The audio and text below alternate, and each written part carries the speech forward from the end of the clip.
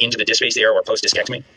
And this is in contrast to what you're usually dealing with navigating around that exiting root and traversing root, or the lateral aspect of the dura, and that being that same working channel or working corridor, just with the bone removed. So how does this look on a practical execution? Again, you can see the two tubes drop down. We're going to go ahead and release that contralateral facet, as I mentioned. Here's us cannulating the pedicles and the AP trajectory, and then moving to a lateral. And in the lateral, we'll go ahead and drop our screws. On the contralateral non-working side, we'll go ahead and leave our extension towers in place and use modular on the working side. And then it's just a look. So there's a right-sided approach. Again, we defined that working corridor. And there is the top of our working space. There's the bottom of our working space. And here is the view. The nice thing is the grade 1 spondies, this is effectively a roadmap because you'll be able to see your joint space. And if you sweep lateral into that superior articulating facet, it'll drive you right down into the disc space. And this, instead of being a 20 or 30 minute process, is about a 5-minute process to drill down and access that disc space and create your working channel, as long as you've defined that rostrocaudal aspect. And you have a headless screw that's going to help guide you in terms of realizing where you are, both rostrocaudal but medial lateral.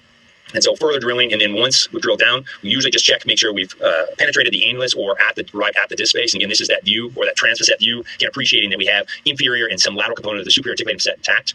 And this will sequentially dilate that space up. This is a nice example because it's a large interpedicular working space. This space obviously becomes much smaller if you have a very collapsed disc space, and the working corridor becomes much tighter. So reaching across, making sure I'm doing a good discectomy.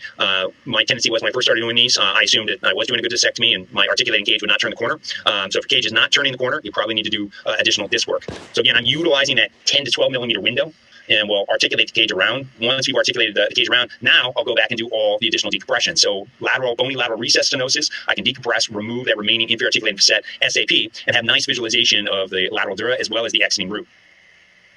And then I think, as Larry mentioned in his first talk as well, then we can utilize just placement of the rod to go ahead and give you that last couple millimeters of reduction. So again, you can just see we're showing that exiting root here, and you can appreciate the lateral decompressed aspect of the dura.